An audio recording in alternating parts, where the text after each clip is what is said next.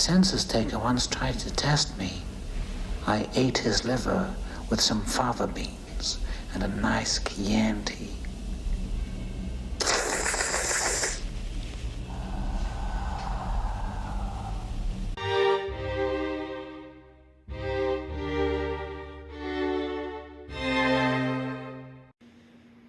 Hey, it's Pixel Gamer Girls, and we are going to be making our crab pilaf from our Hannibal Lecter cookbook.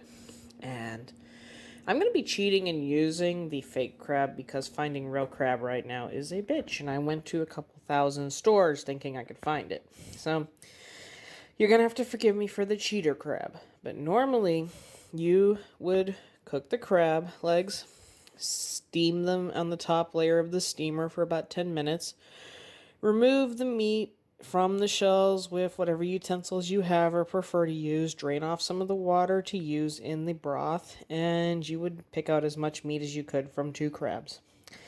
But for now, we gonna cheat. And you can cheat too if you really want to. But either method, hopefully, will turn out with a great pilaf. So, here we go. First of all, we're going to need about a cup of rice, which I'm also cheating on. I'm using Uncle Ben's, how do you pronounce that? Basmati. Wow, I can't talk. We're going to need saffron. We're going to need 1 or 2 tomatoes, crab meat, garlic, and chicken stock because we're not going to have any of the crab juice left. And let's get going.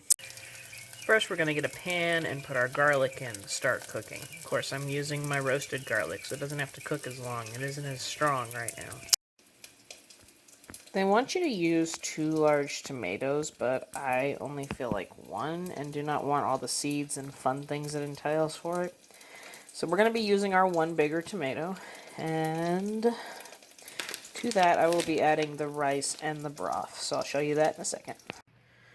Here we have our garlic, rice, tomatoes, and chicken broth all combined in together. And we're going to let that cook from 15 to 20 minutes until everything is soft and well married together. Almost forgot, but before this gets cooking for too long, I'm going to put my saffron in it. Go and measure that out a little bit for you. And I'll have all the ingredients measurements in the description and in the video for you. Alright, our rice and tomatoes have been cooking for a good 15 minutes, and I have kind of shredded up the crab from our imitation crab meat. Now we're going to be adding it in.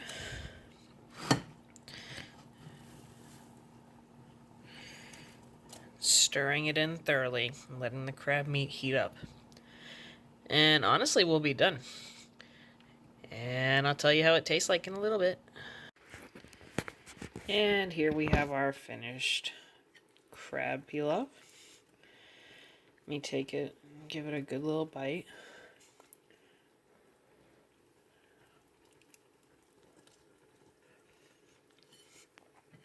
Ooh, wow.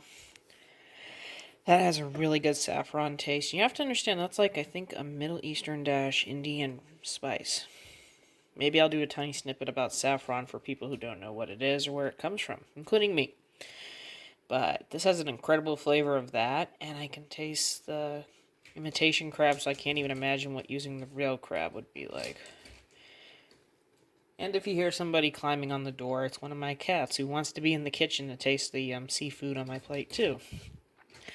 But she can't be. That's right. Okay, enough of that.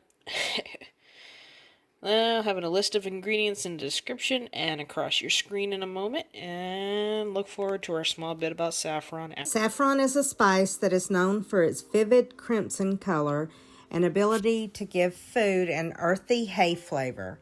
Thought to originate in Iran, but traces of it is in Grecian and Mesopotamian history. It is harvested from the inner parts of a flower in the crocus family. It is considered to be one of the most expensive spices, costing US dollars of $5,000 per kilograms or higher at times.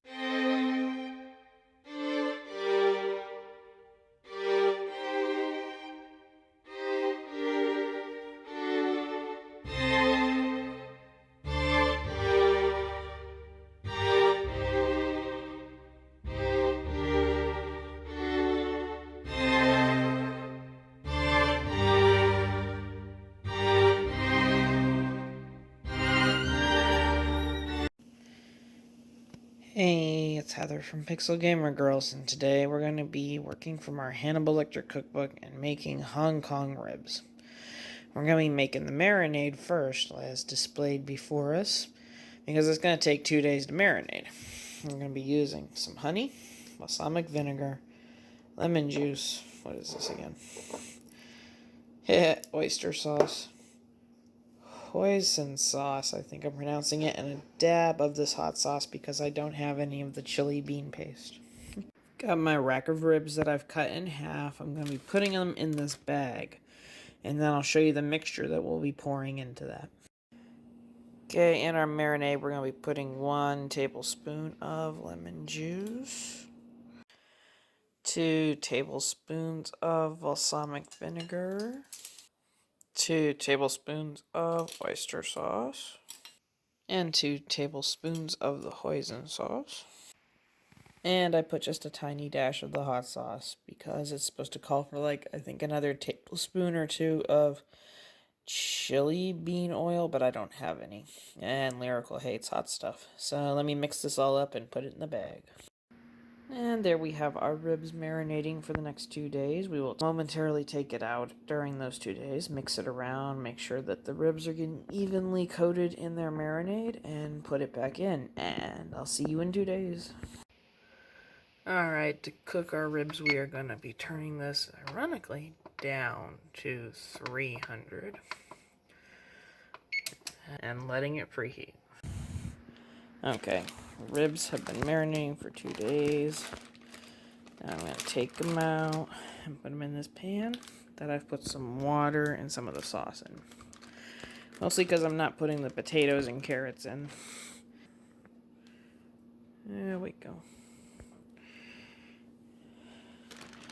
It says I'm supposed to save the marinade to brush on during the process, and we are going to be brushing that on and cooking these at 300 for, I do believe, an hour and a half. As you can see, I covered the ribs with foil, and they will be going into my preheated oven for an hour and a half at 300. Well, we have taken the ribs out of the oven, and if you ask me, they look amazing. Well, I just want a piece to eat. Look at that.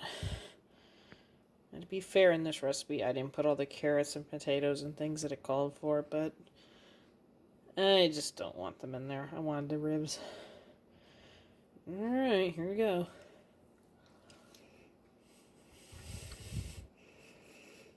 Those are amazing.